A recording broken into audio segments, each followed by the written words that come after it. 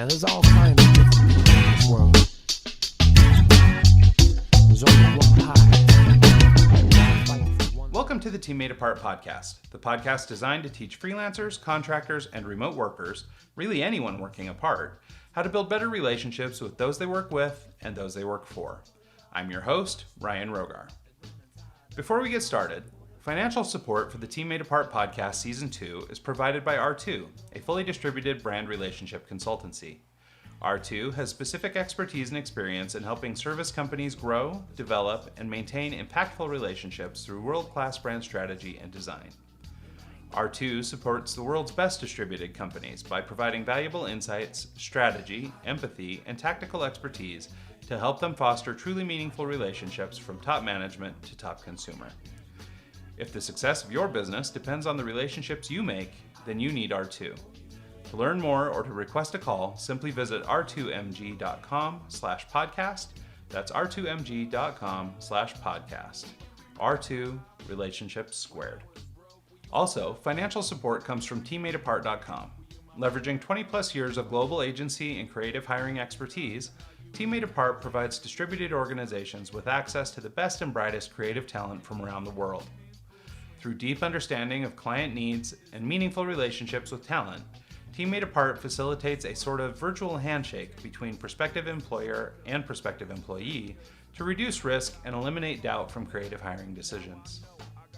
Take a step towards filling that creative-shaped void in your distributed team by visiting teammadeapart.com/talent. That's teammadeapart.com/talent to learn more. Finally, financial support comes from supporters like you. Members of our Happy Little Podcast community can make contributions directly to the show by visiting teammadeapart.com/podcast and clicking on the donation link. Donations can be in any amount and go a long way towards keeping this show on the air. If you appreciate the work we're doing and would like to get involved, just visit teammadeapart.com/podcast, click the donate button, and you're on your way. Thank you for your continued support. And now, on to the show. Welcome back to the Team Made Apart podcast. Today's special guest is Executive and Performance Coach and HR and Operations Manager at Aragon One, Monica Zeng. Monica is a people-first HR professional in the crypto space with an international background specialized in strategy, management, and executive coaching for startups and founders. She joins us today to discuss her innovative, fully remote hiring process, coaching team members on soft and leadership skills, onboarding at a distance, and the importance of self-assessment and evaluation. Calling in from Madrid, Spain, please join me in welcoming to the show the incredible Monica Zeng. Hey, Monica, how are you? Welcome to the show. Thank you for inviting me. Of course, I'm so thrilled to have you, and really looking for this forward to this conversation. We had one opportunity prior to this call to actually meet each other on the phone, and we had a really great conversation. I was thrilled to get to know you then, and now I'm thrilled to death to share your knowledge with our audience. So welcome. Thank you very much. I'm excited to share more about this space and learning from other people that are sharing their experiences as well. Yeah, it's awesome. And I'm really looking forward to it. So let's start a little bit at the beginning, Monica. Let's talk about who you are, where you come from, how you got into this world. So I think my background is a little bit unconventional because I actually dropped out from school. So I started in the job market directly. I used to work in marketing, and I started my career in Silicon Valley. I'm from Spain, so going to California was like a big thing. And I think like being surrounded by the startup ecosystem there, I learned a lot about innovation and how teams work there, that it's very different from how startups and businesses are built in Spain. So when I came back to Spain, I had a chance to get involved in a startup incubator. And I think like through that experience, I actually discovered that everything that had to do with humans, management, and talent development was like something that I was passionate about. So eventually I quit that job and started my own HR agency. And right now, besides like collaborating with some projects in my free time mostly, I'm full-time HR director in Aragon One, which is a blockchain project. Yeah, no, that might be good. Can we talk a little bit about Aragon One? Do you mind just talking about the nature of the work that you guys are doing over there? I think it's kind of you're a unique individual, but that's also a unique platform that you're working with. Yeah, we're doing tools for online collaboration. and we're leveraging blockchain technologies to create like new forms of governance. And we believe that both blockchain technologies and the type of relationships that we're building online, such as communities, can create new forms of social coordination. And we're trying to build the tools that can enable, and kind of protocols as well, and incentives that can enable that social coordination. We're a startup, but we're also like an open source project, community run. So it has like two sides. And it's fun because like human resources management involves both like managing this focused centralized team, but at the same time, it's also like developing this more community oriented culture. Yeah, no, I think that's really interesting. And I think it's, especially apropos to sort of the future of remote work. I think so much is going to be, in and around building strong communities and being able to do that in a safe and secure way. And so I think the work you're doing over there is just awesome. So one of the things, so Aragon One, as I understand it anyway, is a fully distributed company. And, as such, and as their HR director, obviously hiring is something that you guys have to consider. Do you mind talking a little bit about just sort of the hiring process, or how you go through hiring for a fully distributed team on such a unique project? So for us, being a distributed team has an advantage. That is that for us, talent is international. We don't have the constraint of having to hire in a certain place. But at the same time, we have like some limitations, that it's like the talent pool is huge. So sorting out all this talent and making sure that it fits our team can be like a very long process. And actually our process is quite long. And at the same time, you have to think about how to like align in terms of incentives, compensation, and kind of onboarding different time zones across like the whole team, right? Our hiring process is fully online because we're remote, but we actually, when we could get people traveling, we will have like the last part of the hiring process in person in our offices in Switzerland. And so how have you adapted, I guess, since COVID and since, the push to work from home, everybody's doing their things. How have you had to adapt your process for dealing with that? So since our process is quite long, like, let me tell you a little bit about like the steps. The first step is just like we get the application, and then I ask some like screening questions through email. The people that go through that stage, then they have like an initial conversation with me, which is fully focused on cultural fit and kind of qualifying the candidate. And then they have two steps to meet the team, and it's more like the technical assessment, both take home an assignment and then team interview. Then they meet the founders. And finally, there's like this trial week or this in-person step that we had to adapt to being just remote. It kind of, at this, like from one hand, it fits better like the real day-to-day job, because the day-to-day it's going to be remote. But I definitely miss the part of like actually kind of socializing and seeing this person in different type of contexts, because we used to like go for dinners, go for drinks, do some tourism in Switzerland, and we kind of have to sacrifice that. So in sort of a normal world, does Aragon One normally get together every now and then? Like, do you guys have these in-person sessions? I know so many remote companies are doing that. And I think for sort of people who might be new to remote work or whatever, they assume, we must be remote. We're remote all the time. We never see each other. But I think that, it is critical. And I think it's worth acknowledging, that it's still important to meet with each other on occasion, and just sort of have a little moment of in real life time.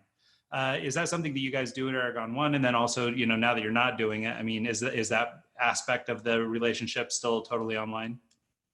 Yeah, we used to do that, and it was an important part of our workflow. For us, like working remotely has a lot of advantages, but it's not good for everything. I think remote work is very good for focus work once everything is planned, and you just need to like make sure that you execute. And coordination is just like making sure that everyone is aligned, but you don't need to do like a lot of like abstract thinking, brainstorming, and so on and so forth. So we actually used to meet like once a quarter for one full week that was fully scheduled. So we had like a schedule with specific workshops and specific team building activities, that everything was like very carefully planned. So we could do all the strategy, planning, and coordination and more abstract work in that environment, as well as getting to meet the team. We we take like, for us, it was very important, like lunch and dinners. So people could like socialize between them and get to know like each other beyond like the work environment. And we always had like team building activities with very specific goals. And then we also had team building activities that were more focused on just having fun and just like go for surfing, for example, or just like barbecues. And right now it's true that with the pandemic, we are not able to do that. And we definitely feel the frustration of not seeing each other and brainstorming that effectively. The main change that happened is that we had to change it from a full-time schedule to a part-time schedule, because want it or not, like it's back-to-back calls for 8 hours, and that definitely doesn't scale. And we're across different time zones, so that will mean that people will have to wake up very early or stay very late. So yeah, we changed to like 1 week of full-time offsite to 1 week of part-time offsite. But we still kept like some stuff like team building activities, workshops, and brainstorming. But I have to recognize that it's just not the same. Yeah, no, I think that makes sense. And I think, I mean, everybody's adapting. So I think right now people are especially flexible or willing to sort of be patient through this. Yeah. You mentioned a lot about team building. I wonder if you could talk a little bit about just sort of the types of things that you do as team building exercises online. As you guys are working now, 100% over Zoom, and you're having to do these in-person meetings over video calls or whatever. How are you, like, what sorts of things are you doing? I mean, you hear about the online happy hours and the coffee breaks and these kinds of things that are going on, but is there something unique that you guys are up to?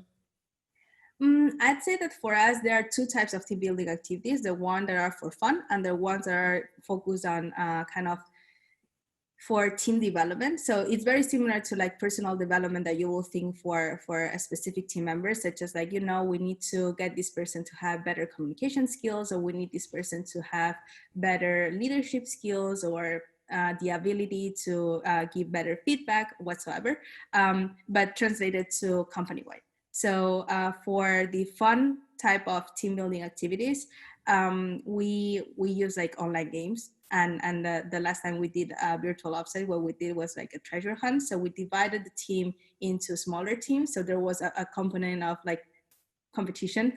So to see like which one was like finishing the treasure hunt earlier. And then we recorded everything on like, it was like all visual, so you could see each other. There was like a team lead. So when you assign roles, there's a little bit of competition, and you split the people in smaller teams, so engagement is higher. It definitely results in you have better results than when you do like a very open team building activity that everyone is supposed to participate at the same time, because there's always people that they're not gonna be as active, right? And be like a little bit shadowed by other people. For the more focused, goal-focused team building activities, what we do is to define that strategy or that goal first, and based on that, I made up like the team building activities. Some stuff that we did, for example, was like, we need to get. For example, we had like a very intense quarter. Everyone was very stressed, and people were just like having a very constant negative, overwhelming feeling. So the goal was like people were able to give each other more like positive feedback, or be less critical, or be like less formal and serious to each other, and be able to just share the same feedback, but in a way that was not like as kind of just like develop charisma, right? So we will design team building activities that were just like, well, you need to say this type of feedback, or you need to tell these people this, but you have to try to set this specific tone, or you have to try to fit in these specific words. So you put like some ingredients there, so they get used to like new ways of thinking and saying the same thing that they will say in another way. And that's just one example of something very specific to that specific situation.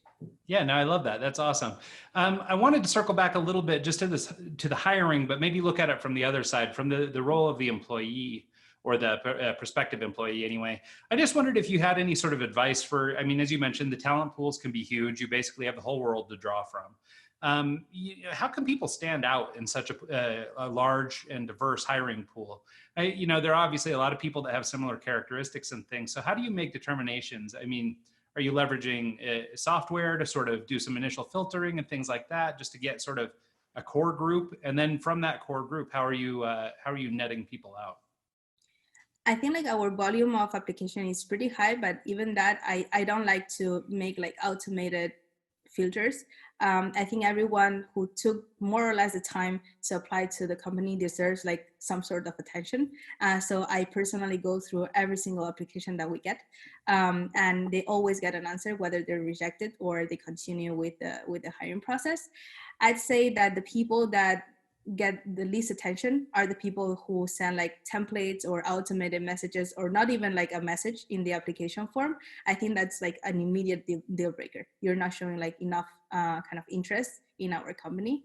And then for the people that actually make like more personalized messages, what I take into account is actually that they understand and they care about our mission.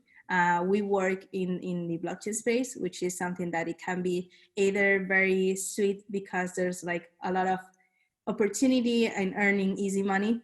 So it attracts a lot of people very easily. But there's very few that actually go deeper into like what is the technology about and what are you working. And just like making a few references of like blog posts related to our team, or making references to our values, or some sort of generic content, not technical content, can like make a difference for the candidates, so they have more information about us, but also in the application process, because you're actually showing me that you care.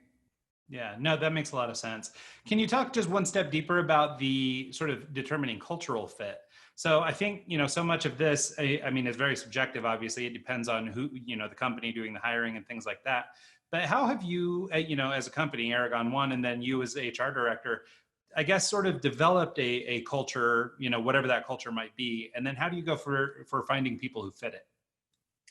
I think like cultural fit, there's, so the traditional, when you think about culture, you think about like, I don't know, gender transitions, kind of where you worked in the past, whatsoever. But for us, culture is defined by the things that you care about.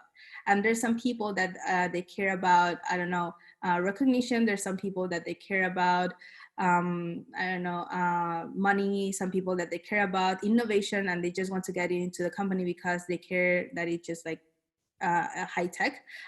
For us, what we look at is that we want people that care about doing things the best they can. So they kind of seek for excellence, and they care more about the common win of the company, the project, the community even, than their personal win. And I make sure to tell them that we care a lot about talent development, so they're not going to miss that part. But for me, it's very important that for everyone to grow effectively, they care also for this like team attitude, right? And the way I try to look at this type of things in an interview is asking abstract questions. Normally, people that kind of answer very correctly to standard questions, and they just give me like what I expect to listen, then those people are probably not the type of people that care enough about things. And when they answer my questions in a very personal way or in a very genuine way, probably we can get deeper and really see if they're like this type of cultural fit. Okay. Yeah, no, that makes a lot of sense. And maybe segues nicely into sort of this next step. So let's say you've made the decision then to hire somebody based on these different characteristics. You feel like they fit sort of culturally. They seem to align with you in terms of mission and vision, that sort of thing. Once you've brought them on board, what does that look like? It's very structured. I want to say like, like I talk about a lot about culture and that we care about this kind of these abstract things and just like more the personal stuff, which is from the outside it might seem like super subjective, but we love processes. I personally love processes, and I want things to be very kind of you can compare things very easily, and you can like make things very predictable. So our onboarding process is like super structured. We have a 1 month onboarding process that has like different steps. You have an onboarding coach, which is probably your manager or the person that you're going to be working the closest with. And then we set the expectation since the beginning that we don't expect you to be productive until the 3rd month. So that like sets like people to be more comfortable to learning, which is like the objective of the onboarding process, more than like executing badly and being productive too early. Our onboarding process has different sections. The first section is just generic, and it might last like 1 to 2 weeks. That is just like onboarding you on all our tooling. For a remote team, tooling is super important. So it's crucial that when we onboard people, let them know how they're supposed to use every single tool, and actually having a list of tools that they're supposed to use as well. After that, they will get like a team onboarding. So that means that I want them to talk to everyone in the team. As a remote team, you don't see each other in the corridor. You don't take a coffee. You don't go for a beer. So you have to push and force people to actually talk at least once before they get the chance to have like more entire team call.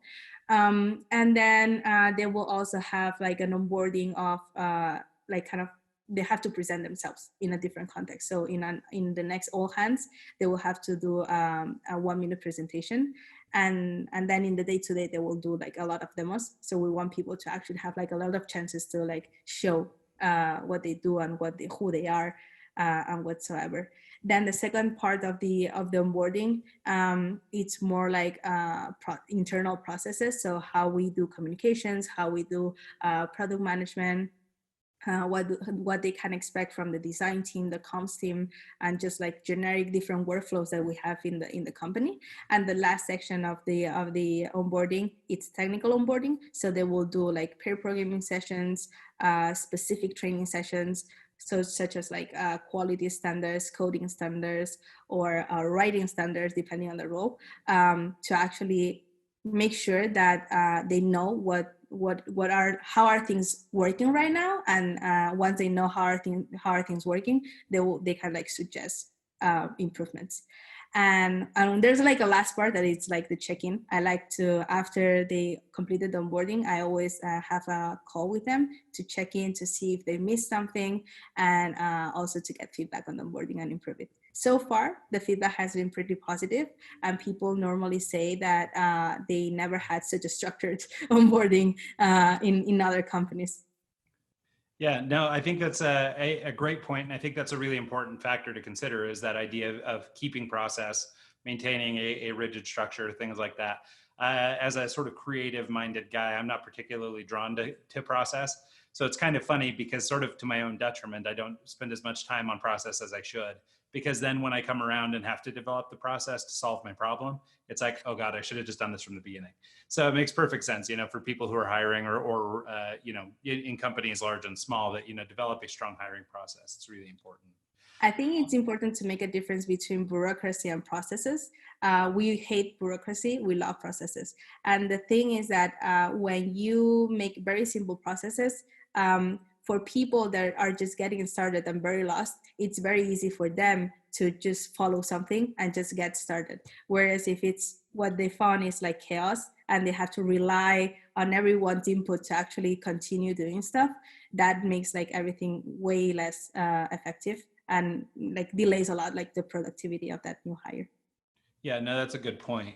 So once you've onboarded, we're past all that step. I wanted to talk a little bit about, you mentioned earlier that, one of the things that you really make sure to point out to your candidates is this idea of growth potential or career growth. Mm-hmm. And I wondered if you talk about sort of what you guys do, or in your experience, what you like to do in terms of making sure that people are hitting sort of career goals, life goals, that sort of stuff. I think sometimes there's a proclivity with some companies where they'll just go hire for new skills versus upskilling their own staff. Mm-hmm. And I wondered too, if you would maybe touch on that a little bit, and sort of, if there are certain characteristics or certain things that you would train for versus things that you might hire out.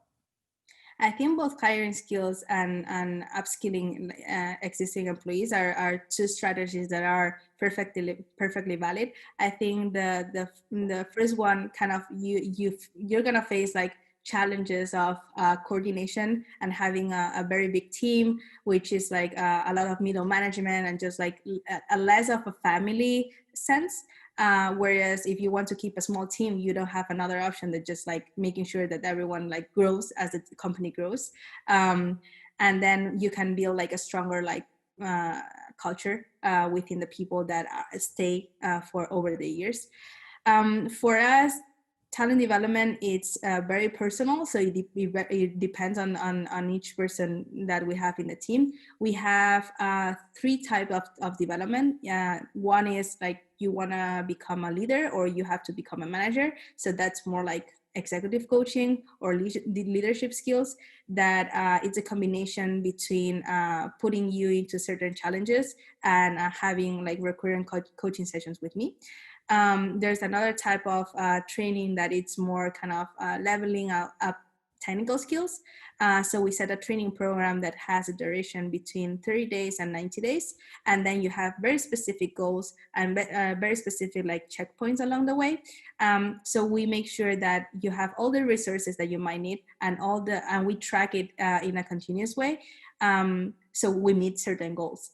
And if we are unable to meet that certain goals of upskilling in a certain area, someone, we can actually like maybe put someone else to be like a pair in that training process, or something else. And then the last option for training is like the training that is more like self-made. So we have just like a one personal development session where I understand what are like the things that you might need, and then we align kind of those expectations. I make sure that you can have like this growth potential within the company, but it's more something that you do by yourself. So people will like find their own resources, and they will find their own external mentors or advisors. And the only role that we play is just like making sure that we will support that growth. Okay. So how do you set like goals or metrics around this stuff? Like, is everything tied to the business making more money, or how much of it is really about, other aspects of life, so making sure people are happy, making sure they're feeling satisfied or whatever, maybe things that you can't monetize necessarily. Maybe they become better performers, or what they're doing is more valuable, so the business is benefiting. But how much of it is I guess driven by sort of strictly business metrics versus how much you're doing just sort of on the self-improvement front? I think we do a pretty bad job on putting business metrics as a priority in general. For me, myself, and the type of management team that we have, we definitely prioritize retention. And the way you increase retention and you increase happiness in the team is basically making sure that people feel that they progress. So for us, like those goals are more like people really growing as individuals. And they normally grow more in soft skills and hard skills. Because also like it changes. Like in a small team, you will probably wear many hats. So if we put a lot of resources to develop yourself as a specialist, and then we want you to switch to another project, you probably won't be able to do so. But if instead we train you to be able to be like a generalist with the ability to go deep into any topic and have like an effective communication style, and also ability to coordinate, do project management, and just become like making everyone to become architects somehow, or kind of community advocates. Those are skills that are going to be kind of beneficial in the long term in whatever project you're involved. That makes sense. So you bring up soft skills, and I wonder if we could maybe talk about that a little bit. So, it's clear that, as I guess what the vernacular is like as a people first type organization, somebody who's obviously putting maybe the well-being of their staff and their well-being of their teams ahead of maybe the well-beings of the business, so long as the business continues to thrive. I wonder if you could talk a little bit about just sort of the development of these soft skills. So, there are a lot of different things involved, they get all the way down to emotional intelligence, coordination with other people, people management, critical thinking, all these different kinds of things. What do you guys have? Since everything is so process driven with you guys, do you have specific processes around these developing specific skill sets, or are people sort of left to their own devices? So if they're put on a team and they have to problem solve, they may develop some of these skills throughout that process, but it's not necessarily, driven by process that they're creating those skills. In that specific for soft skills, it's either we pair you with someone that already have those skills, so it's by like we put you in challenges with someone else that already had those skills, so it's like both imitation and you pushing yourself to learn some of those skills. But the most common way we're developing soft skills is actually through coaching. So I have like coaching sessions with specific people in the team, and then depending on their specific role and kind of the goals that we have for that role and the OKRs of that quarter, we focus on certain types of training. For my coaching sessions, I use like all sorts of techniques, and sometimes you have to get like very creative. So since I grew up in Spain, I like emotions, and people in Latino kind of cultures are way more emotional maybe than other cultures. So I like people to be angry. I like people to cry. I like people to be super happy. So I want people to have like extreme emotions, so they remember as well, like not only through the learning process of that specific coaching session, but also like through the emotion, what they've learned. Yeah. Okay. So, back to, or I mean, I guess continuing the soft skills discussion. So when you're doing your hiring, we were talking about our hiring processes, and obviously people are applying for a specific position or a specific, something that they think that they can apply a skill or something to. How much do these soft skills weigh into that? Like, is there a sort of a boundary or a metric that you look for in terms of they need to have a certain level of skill in, maybe, I don't know, maybe they're great communication, or they have great communication skills, or maybe they're good negotiators or something. Like, do you weight different soft skills differently in terms of, the actual hiring process? I think so. I think like for us, it's very important to weight soft skills and to weight attitude.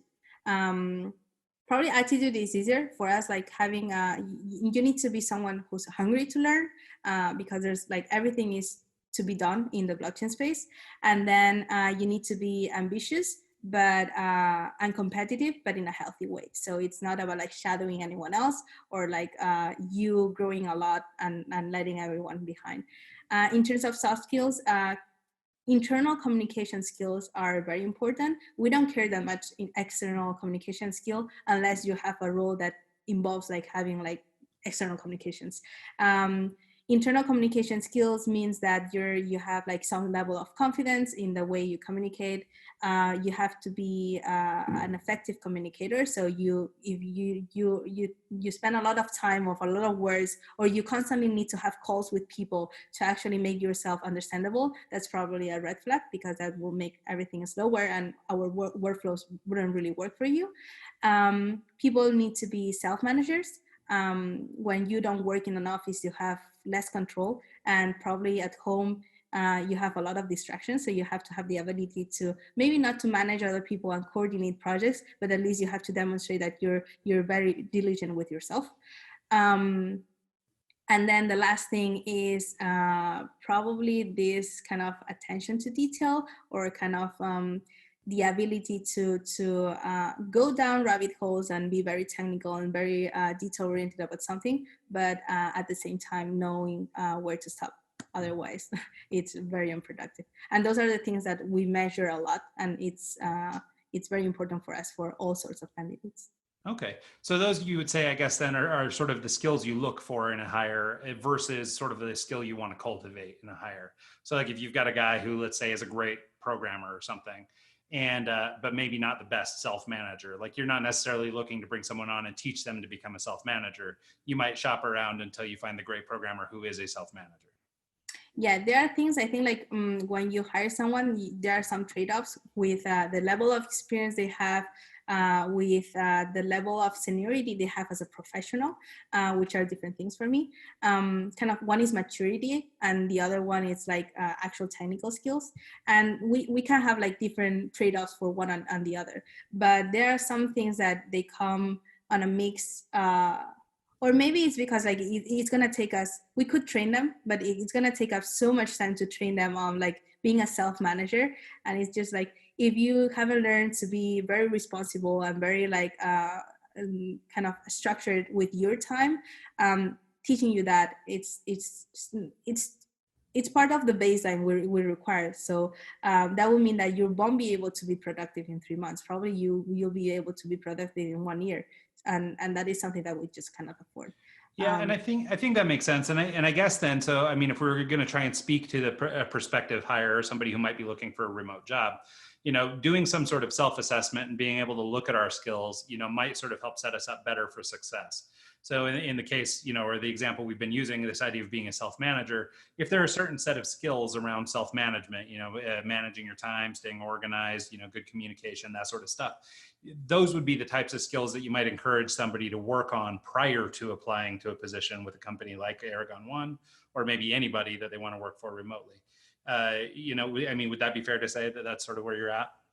Yeah, and I say that it's as easy to develop as like really being comfortable asking for feedback. What I most commonly found is that a lot of people aren't used to like getting feedback from everyone.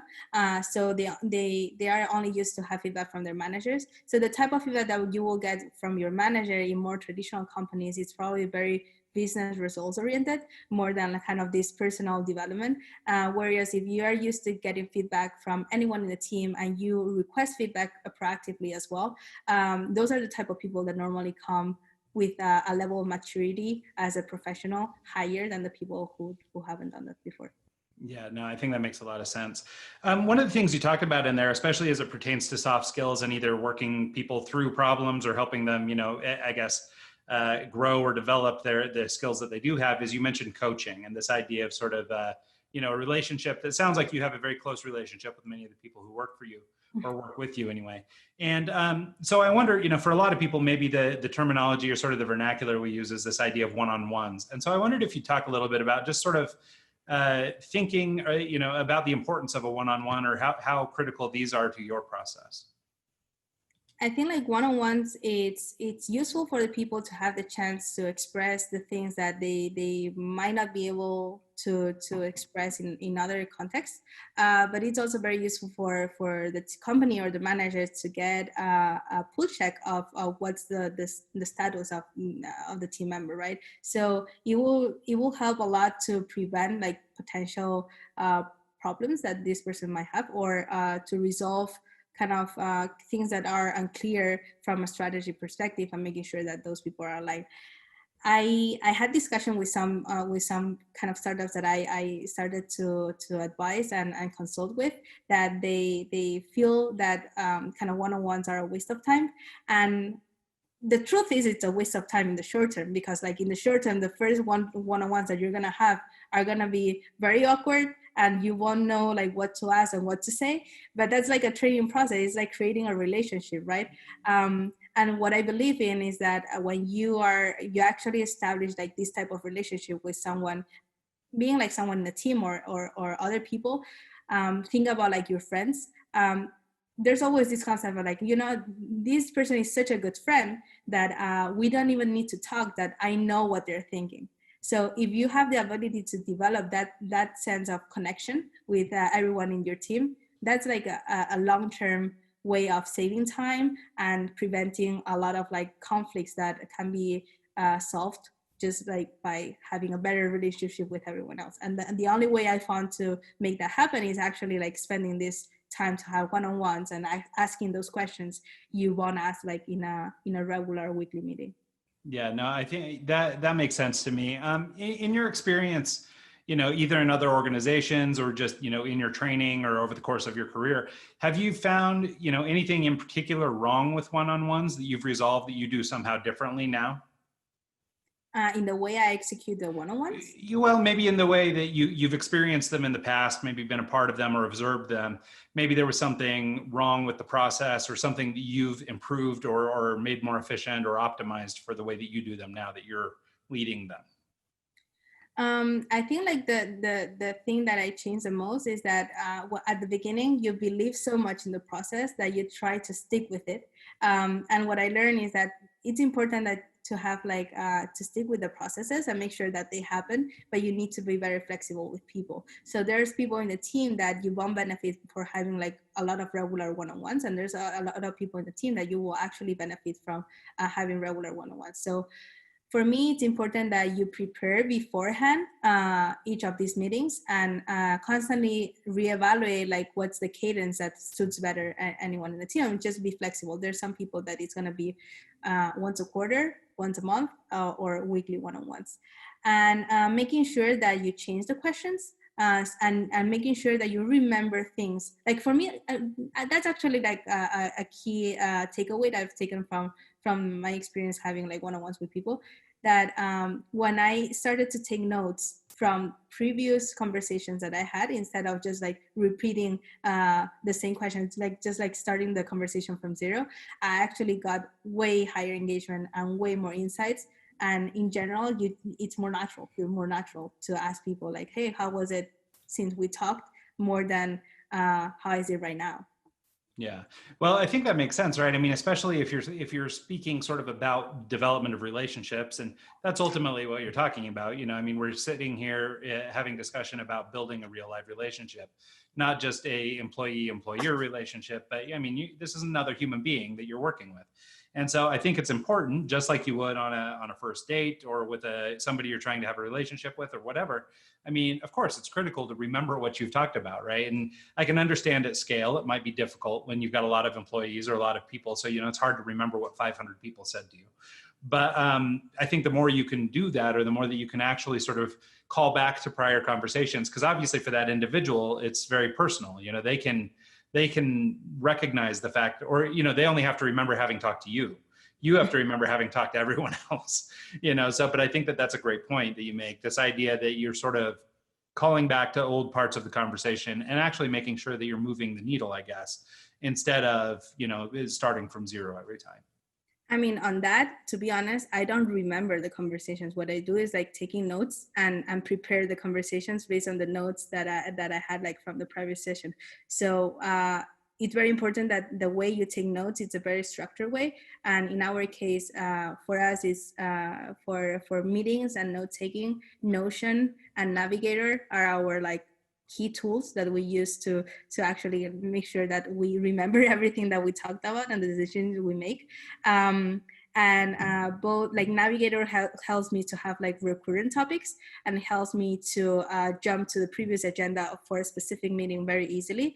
And Notion lets me filter by date or person or topic very easily. So I use that. It's definitely not me remembering everyone's life, but just like making sure, like it's a combination of being very human, but at the same time leveraging the technology we have at our hand. Yeah, no, well, I mean, we only have so much bandwidth, right? You can't remember everything about every person. And so, of course, I mean, it makes sense to have some cheat sheets. And I mean, like even in preparing for this show, I mean, you and I had spoken, I don't know, maybe a month ago at this point, right? And so we now had to, or I had to sort of go back and look at my notes and refresh what we'd talked about. And, I had made some notes to prep for the show and everything based on topics we'd discussed prior and things like that. I mean, so it makes sense you have to kind of prime it. But I think what that is basically this intention to do well, right? I mean, like I'm putting in effort because it's important to me that our conversation is meaningful, that people can actually take something from it, right? So as it pertains to one-on-ones, you're doing the same thing, right? You're setting this intention that you actually want to get something out of this. You're not just doing it because it's an item on a checklist. We must do a one-on-one every so often. But rather, you're actually trying to do a check-in and make sure that on whatever topic you happen to be making progress. So I think it makes a lot of sense, and I don't think it's cheating to leverage technology. So as it pertains to one-on-ones, I mean, you mentioned having structure, and we've just sort of talked about intention, bringing intention to it. Are there different types of one-on-ones that you have with people? So maybe around personal goals versus around work goals, or those sorts of things. Like how often are you meeting, and are you having multiple meetings, but for different purposes specifically? Mm-hmm. I don't have one-on-ones with everyone in the team. The people that have weekly one-on-ones are kind of managers and managees, and I make sure that everyone in the team has weekly one-on-ones with at least one of like the management team. So there's always someone who is like in sync with company goals and everyone else goals and that specific person goals. So those will be like the weekly one-on-ones. The ones that I do in that cadence are the people that they report to me directly. And for those, I have to confess that most of the time you mix a lot of like work stuff, because on a weekly basis there are so many changes in the personal life of people. So you mix a lot of work stuff. What I try to do is that at least once a quarter, because that's where you see like most of the shift and you have like most of the time to work on like growth objectives. We have like a longer one-to-one that it's focused specifically on like what are your expectations, my expectations, and aligning that and setting very few goals for the following quarter. For me, I think it's important that there's some people that when they do one-on-one, they have like a lot of expectations and they want to get like a lot of improvement done as soon as possible.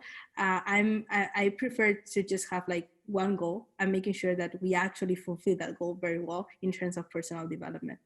And for everyone else in the team, I normally have just like monthly or quarterly one-on-ones, depending if they are someone closer to a leadership role or not. Because for people that are closer in a leadership role, what I do is to do like kind of the one-on-one for that person and checking in on all the people that they are that they have reports. And then for the people that they don't have a leadership role, I have like a quarterly one-on-one where I check in kind of more the feedback and aligning the feedback that I have from their manager, from like the feedback that they have from their own. And just like those ones, I say like minus the ones that I have on a weekly basis that I mix like task and work stuff very easily. All the other ones are very focused on leadership, talent development, aligning expectations in terms of growth, and making sure that the perception of productivity and the perception of quality of output is the same across the people that they work with. Okay. So I wondered, you brought up goal setting and this idea of setting goals. And obviously, people have different thresholds for how much they want to pay attention to the goals. Some people, as you mentioned, are trying to accomplish many things at once. But your advice is to sort of narrow it down to one. Do you have any, I guess, additional advice in and around setting goals, either as an employee or as an employer, so that we can actually reach them? So many of us are guilty of making these big, bold goals, but they're not very clear. They don't really define what it is we're supposed to be doing, rather than sort of maybe a future state of being. Mm-hmm. And so I wonder if you could talk a little bit about just sort of goal setting and the types of things that you might use when coaching someone through making a goal. I think like you can take a goal setting up like a product roadmap, the same way that you do like a personal development roadmap. So you have like a longer term, maybe 1 year term kind of set of goals that you want to meet. And then you break that down into quarterly goals that you commit. And then those quarterly goals, you make sure you have like the resources that are both like kind of things that you can read and people that you can rely on, the time to do so. So you have like regular check-ins. And then finally, you also have like a lot of clarity on what does like success look like. Because some goals is just like, I want to be a better communicator, but what does like a good communicator look like? So define very well what everything means and what are the tools that you're going to use and in what cadence that's going to happen. Structure and being like a lot of structure, a lot of like writing it down, because some people like do a lot in like speaking, and when you speak with someone you understand different things, so writing is very important. And then making sure that the time frame is as small as possible with very little but specific goals. I say maximum of 3 a quarter, and that will make like 12 improvements a year, and that's a lot for personal development already. Well, yeah, and it makes sense. If you were to look back over the course of the year, if you actually pulled off 12 goals, it actually would feel like quite a bit of success. Maybe with no context around it, or if you're sitting in a room writing out goals or something, 12 might not seem like a lot. But I think in real life, when you actually, look back at that, you would go, wow, that's a lot to have accomplished. Finally, as we're sort of starting to get here to the end, I wanted to talk a little bit about sort of self-assessment and evaluation. Maybe, how do we quantify the improvements and the changes we're making? So, I mean, obviously achieving some of these goals that we've just defined, is one metric for doing that. But how do you guys, sort of manage that? Again, maybe it's more in and around the soft skill development, the things that are a little harder to quantify or to sort of, pin a metric to. How are you looking at the improvements and the changes? I think comparison is like the best way to look at it. And the thing is that if you compare constantly and you have a record of each time that you're doing a check-in, it's easier to compare than just like looking back. The human brain, it's very bad at remembering details, and we have a very small level of that. Like, I don't even remember what I had for dinner yesterday. So how am I going to remember how I evolved over the course of these 3 months? Maybe I remember 2 highlights, but I'm not going to remember the details. So in a company-wide fashion, what we do is that during the 360 review, we have a very intense self-assessment that it's written and that you keep. So every year you can compare one assessment to the other. Within that assessment, there's a part of asking you, what were your expectations at the beginning of the year and what you actually accomplished by the end of the year. So there's already like a delta difference that you can compare yourself and look at yourself. And there's also another section where you actually like set expectations for the following year. So if you compare one or the other, over the course of the years, it's very easy to see and perceive that growth. Another way to perceive this growth is, again, feedback. So it's not you assessing yourself, but you proactively asking people to assess you. So by comparing the perception that different people that work with you closely have in the team, you can also like get a lot of insights on how you've been progressing as a professional. No, I think that's a really good insight, actually, this idea that, as part of self-assessment is asking other people. I think for many of us, when we think self-assessment, we think we need to go down a checklist or we need to find some online, survey to take or, whatever, but it's very singularly focused. We're looking in ourselves, we're trying to solve this problem for ourselves. And I think it's true, if you, in order to get real context about where you are or how you think you're doing, hearing it from other people. I mean, even in my own life, I can think of a million examples like this where I'm, down on myself for not having accomplished something, or, maybe I didn't reach a goal or hit a number I wanted to hit. And, but then somebody outside will remind me and go, yeah, but you did all this. Like, it's okay that you didn't do that because my God, you did all this, and so, but without having somebody's objective opinion to sort of go off of, it's really difficult to, I guess, understand where we are in space. There's a very a very simple concept that I learned reading a book or somewhere that it says like, humans were born with eyes that were looking outside the world outside them, not the world inside them. So we're always better at assessing other people than looking at ourselves. So for me, it's very obvious that if you're doing a self-assessment, of course, you need to first do your job and just asking yourself some questions. But for me, it's useless if you do that if you don't actually ask for the eyes that are constantly looking at you, right? Yeah, no, I think that makes a lot of sense. And I think it's also probably a good spot to wrap up this conversation. So let's, where can people find out more about you, either Aragon One or you personally? How can people get in touch? So people can look at our project and the progress of our project and join our community chats at aragon.org. If they want to learn more about our company, they can look at Aragon.one, and they can find me in social media at Monica Zeng. That's like my username for Twitter, Telegram, and everything that, and all the chats that they want to reach out to me. Excellent. Well, cool. Well, thank you so much, Monica. I'm thrilled to death we got to finally have this conversation, and I can't wait to share it with everybody. So thanks so much for doing this. Thank you very much for hosting me, and I hope that this conversation serves it's helpful for someone, and I'll be looking forward to hearing all the conversations that you have lined up. Awesome. Thanks so much, Monica. I appreciate it. And thanks to everybody who tuned in this week and every week, and we'll see you guys next time. I don't owe you anything. I don't know you anything.